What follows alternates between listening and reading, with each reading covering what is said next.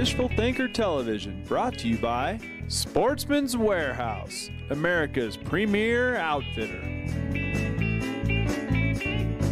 HPZ Workstations, performance, innovation, and reliability with game-changing design and cutting-edge technologies.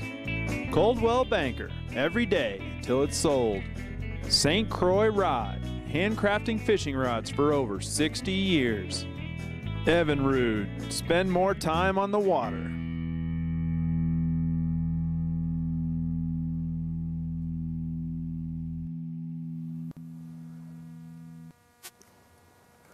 Good morning. Welcome to Fishful Thinker. I'm Chad LaChance. Joining me on today's show, Mr. Troy Coburn. Hey Chad, how you doing? I'm doing great. Troy, Good. Great to have you here again. If anyone's watched the show before, you probably recognize Troy. He's been on the show with us a couple of times in the past. We're here in Aurora, Colorado, just east of Denver. It's first thing in the morning. It's first week in November. It's chilly, as you can tell, and we're here trying to catch a mixed bag. We're on Aurora Reservoir. What do you think we could catch today, Troy? We can catch a number of things. It's a very high quality smallmouth fishery. There is definitely at least one state record swimming around out here. I heard we were going to catch a state record today, so we're gonna try for that. It's a fabulous walleye fishery, so we're going to probably target the walleye today and hope for that occasional smallmouth. It's also a phenomenal trout fishery.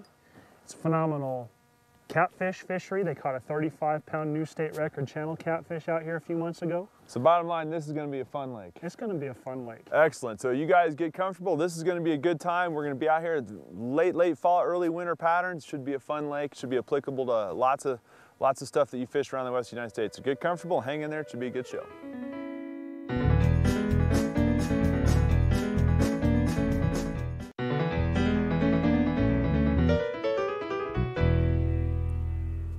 Now, one of the things about Aurora Reservoir here where we are in eastern Colorado is it's aggressively managed. The lake is definitely managed as a trophy fishery. It's a water supply lake and it's got a whole bunch of big fish in it.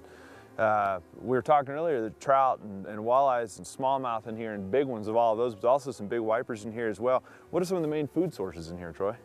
Well, the main forage is crawfish. If you ever get your hands on one of those underwater cameras, there's not a place in this lake where you could drop it down and not see loads of crawfish everywhere. And the bottom is just carpeted with them.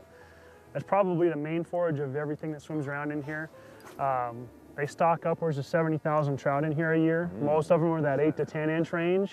And then occasionally they'll come out here and stock some nice 20, 22 inch cutthroats and cut bows. So a lot of the wipers and the bigger walleye will feed on the trout. The perch population out here is pretty good for numbers of perch. As far as the size of the perch, they're not what they used to be out here, but there's large numbers of yellow perch in this lake, and of course, walleye love eating perch. Right, sure, everyone loves eating perch. Spot-tail shiners. Okay. Quite a few spot-tail shiners in here.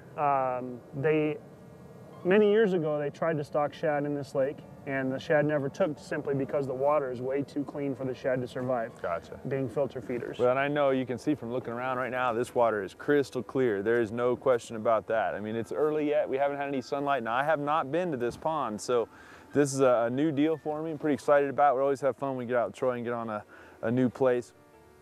One of the things you'll notice right away is on Troy St. Croix there, he's got some bright yellow fire line on there, that real fluorescent fire line. It's because we got to watch for our bites. So both of us I've got the fire line braid on here, and it's actually, it's the multicolor, a tracer braid, so you can see it real well. Troy's got traditional fire line fuse, but he's got it in the hot chartreuse kind of color, or the flame, I guess they call it, and yeah. And that way we can see our line. And you wouldn't think that that's super critical, but with the baits we're fishing, spotting the bites by watching your line is key. It is. What I'll do is I'll go ahead and tie a leader on here. I'm just fishing vertically right now, but you got a leader knot way up here. Yeah. Right here is a little leader knot. So I've got 6 feet of fluorocarbon leader on there. So visibility as far as the fish seeing the line is not an issue. But because I want to let these spoons and these blades fall on a semi-slack line to give that bait the best possible action, I also want to use my sense of feel. In addition, I want to use my sense of sight. So as that bait is falling on a semi-slack line, I can watch my line as that bait is going down through the water column, and if it stops earlier than it should have, or if I see it jump, I'll go ahead and tighten up and then set the hook. And that bright colored line allows me to see that. All right, so we're, you know, as we've already said, we're fishing for multi-species here. We could be catching trout, we could be catching walleyes, we could be catching smallmouth. So far we haven't caught anything. And so always we're looking to develop a pattern. We're always looking to find what they want any given day, and then we can duplicate it. So we're fishing completely different right now. I'm hoping to find one of the big trout. A lot of the trout in here get holdovers. They were stocked a couple of years ago, now they're big, fat, healthy trout. So I'm whipping a lipless crankbait and fishing it relatively fast and shallow. Water temperature's mid-40s, and trout don't care. That's plenty warm enough for trout to be very happy in that. Troy, on the other hand, soaking blade baits and jigging spoons and fishing vertically underneath the boat, and he's hoping to catch the walleyes. So we've got a fundamentally different approach going on, and we'll see if it'll help us cover water and eliminate possibilities quickly. And we're still trying to get our pattern figured out here. Fish have been tough to catch. It's cold, and they have not been easy to catch. Water's really clear, and we've had a hard time catching them. So we keep moving different points, and the reason being is they have different bottom compositions on those points. We're looking for fish to be grouped up. Troy's working a tail spinner, and I've got my baby beloved gulp minnow out there. Let's see how this works out. They should here. eat that gulp minnow big time. They should, and that's my thought process, is with a bait like yours that's getting them fired up, and yet they're not committing to it, maybe hopping this gulp minnow, they'll eat it. Yep. The beauty of a minnow like this is big fish eat little fish, and a minnow like that's hard to beat. Oh! The Bassmaster himself just got handled by a trout. Did you see that? He got handled by a trout. I called it. Yeah, that's true. I called it. I'll grant you that he called the shot, but it got away, man. Well, that's good though. That's good. You made contact with the enemy, even if it gave you a lesson on how to fight him. Oh, there he is. He's still ticked. He's got a hole in his face. So we're working down deep. Got the gulp minnow out like we've talked about, and sure enough, we stuck a big fat rainbow with it. I have long argued that the big fish eat little fish, and that's a pretty good sized fat holdover rainbow right there. Yeah. Thanks, Mr. Coburn, I appreciate that. Got him? Yeah, I got him, and that is contact with the enemy right there. Now, since we are gonna let this fish go, I'm gonna be relatively quick about getting him unhooked and out of the net. It's a big fat holdover rainbow that looks like he's probably been in the lake for a while at this point. Big fat holdover reservoir rainbow right there in the eastern front range here of Colorado. And we're gonna get this one back relatively quick here, and I imagine he's gonna go nuts, and he does, and there he goes to the bottom of the lake. We've made contact with the enemy. Like I said, today is gonna be a multi-species show. We've been fishing about an hour, and it's been tough. Even with the infamous Troy Coburn in the boat, we've had a tougher time catching fish this first hour than we thought we might. He told us if we got on these points, on these sandy points, put a bait on the bottom and left it there, we'd catch some trout. We've caught some trout. He already jumped one off, and I caught that one, so we're gonna do some more of it. Got my beloved gulp minnow out, and sure enough, got it done. So we'll continue to try to catch some trout. Hopefully we'll catch some walleyes and bass at the same time.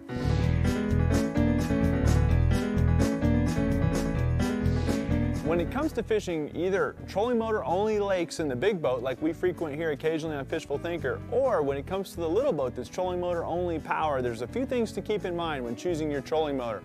First off, more power always beats less power. You can always turn it down, but you can never turn it up past its maximum power rating, so make sure you get the biggest trolling motor you can afford for your boat.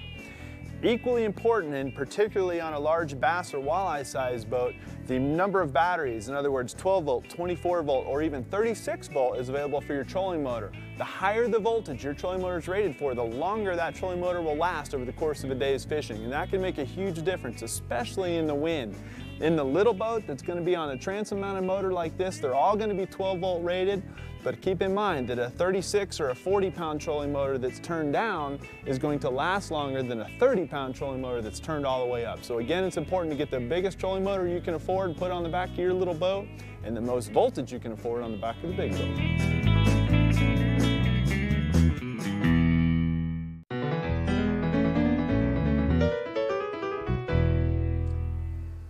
the whole deal, Troy told us these trout are feeding on little crayfish on the bottom right here. And I don't have a crayfish bait with me. You know, I've got minnow baits with me, but I do believe that fish will eat minnows. It's an opportunity thing.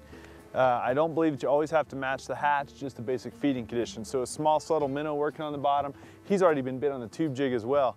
But this little gulp minnow, I'm not overworking it, shaking the rod tip a little bit, little tiny lifts and drops here and there, but keeping it real close to the sand bottom.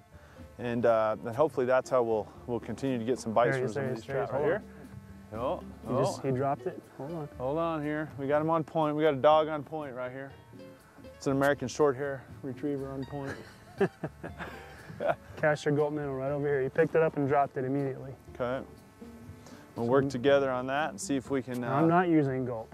Yeah, see, Troy's got a traditional tube jig out there, and I've got a gulp minnow out there, and I just have a tremendous amount of confidence in that bait's ability to get fish to not only bite it, but hold it. Oh, nicely done. Now, did he stick another trout and get my line up and out of the way? And one thing I think it's important to point out is that two anglers working together are more effective than one. And so, you know, take your time to get your line out of the way, get your net skills ready to go. What you got there? Oh yeah, another perfect rainbow. I'll just leave the net in the water and you lead him to him when you're ready to. Come on over here, buddy. Come on over here. Nicely done, Mr. Coburn. Now, Troy's email is something like Bassmaster. Troy's MO is bass, bass, and more bass. And so when it comes to catching trout, a tube jig more attuned to catching smallmouth is apparently his speed. Let me get that out of the net for you, buddy. I'll hold this if you want to set your rod down.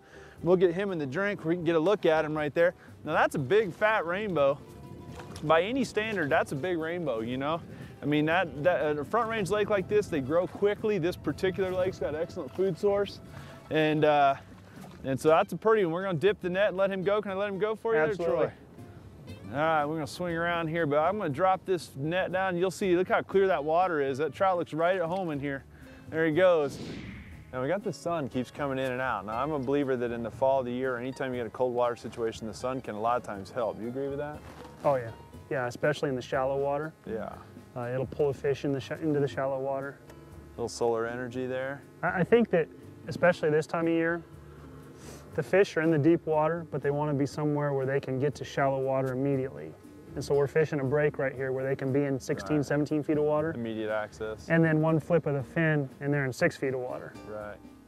That last bite I got did not feel like a trout. Trout have been our most cooperative species so far here today. May end up being the only thing we catch. And one of the things we've talked about a lot on Fishful Thinker is fish for what's biting. I had a Berkeley bulky hog and it had 2 tentacles and I asked about trimming those tentacles off. Fish did it for you. And now I have no tentacles.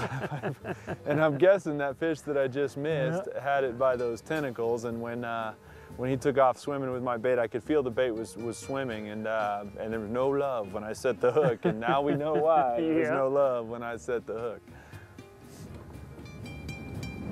And one thing about jigging like this, we've got baits on the bottom, we're jigging on the bottom, and notice we're not, here he goes, he's on point, like a dog on point. Here he goes. He picked it up just like yours, picked it up, dropped it. No time to react. And one thing about these jigs, it's a real subtle feel. It takes some practice to get the feel for the bait, particularly when it's tight to the bottom like this. It takes some practice to get to that feel level for that bait to where you really know what the bait's doing. Trout are notorious for picking it up and carrying it and spitting it out without actually sucking the whole bait in their mouth. They are bite feeders, they physically bite, so you have that problem to deal with as well. They can be tricky. Whoa. Got it? What'd you get there? What'd you get there? It's another big rainbow. Nice, all right. That's a purty one right there. Where's the net here, buddy? I'll get that in the net for you. And now another one on the tube jig, huh? Yep. So bass fishing for trout. That's a pretty rainbow right there. There we go. Mr. Coburn. There it is. Now I don't want to touch them because they're kind of slimy. Yeah. But no, just kidding. Let me hold your St. Croix there and let you deal with that. Now, we've stuck with it. The fishing has not been super easy. We have definitely put our time in to catch these fish, and it's November. It's a great time of year to catch trout. All right, Mr. Coburn, Bassmaster nothing. He's got him a big rainbow right there. If any of these rainbows expire, just for the record, folks, if any of these rainbows do not swim off like that one did, good job. Thank you, sir. If any of them did not swim off like that one did, they would have gone home. They'd have been stuffed with dill and butter and lemon, and they'd have been in the oven. But we're going to do our best to get most of them released. Division Wildlife stocks lots of them. Clear, cold water lake like this. 74,000 a year about. 74,000. How many of them have you caught? About 73,000 of them. Okay, good. That's good fun. Let's see if we can catch some more of them. Was that on tape? I don't catch trout.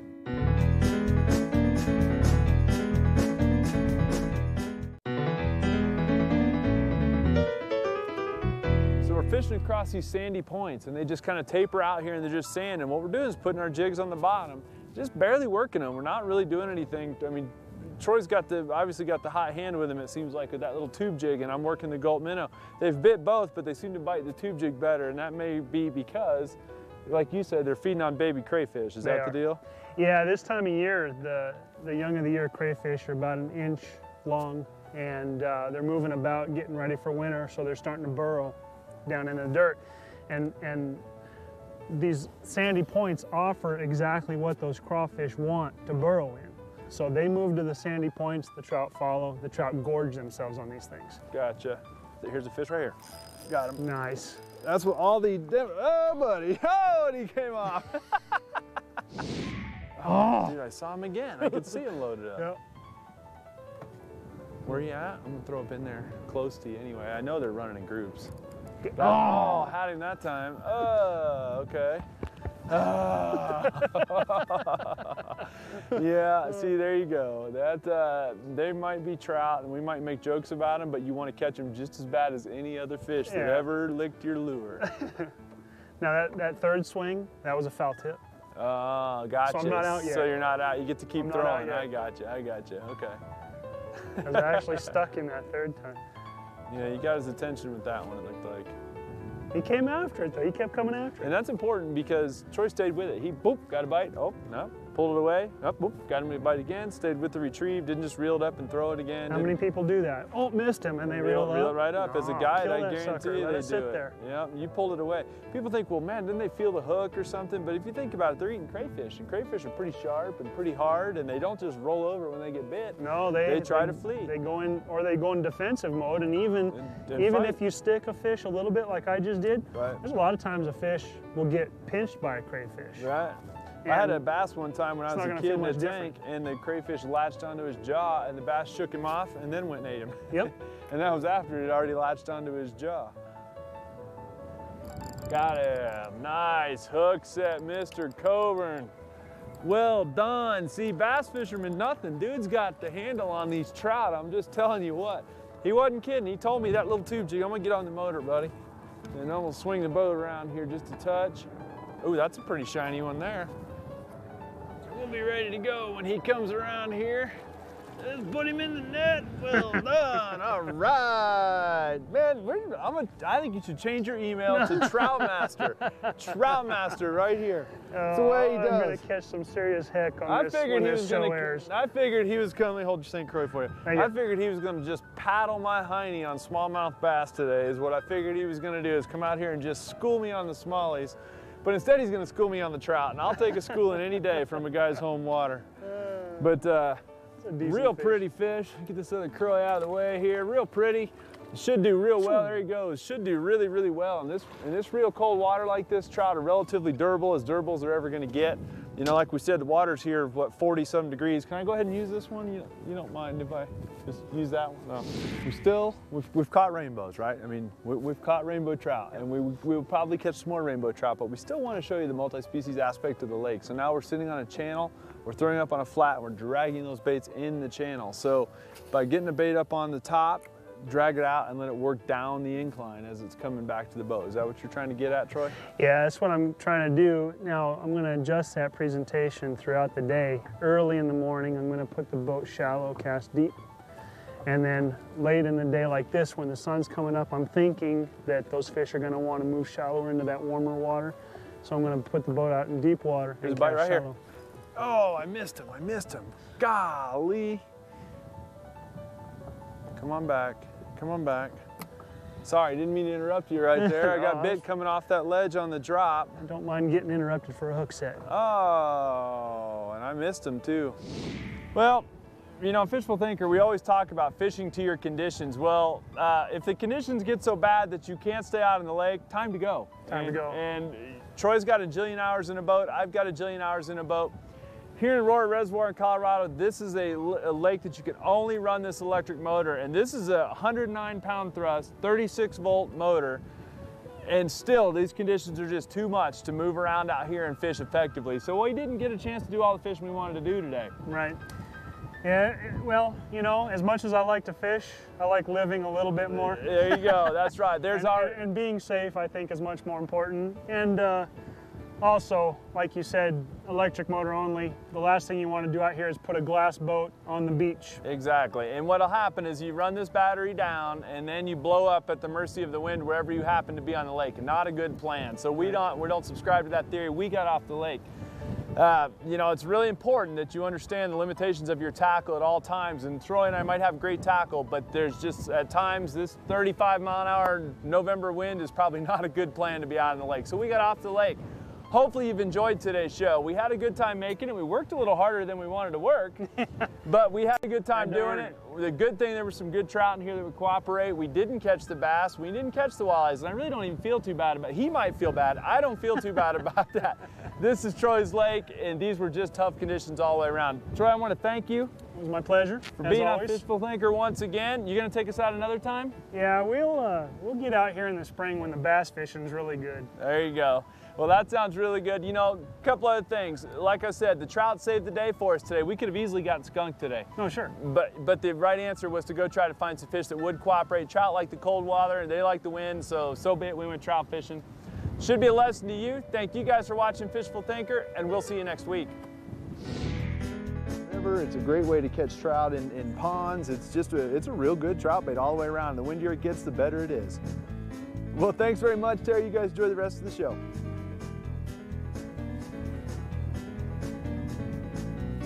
That's hilarious, dude. That's hilarious.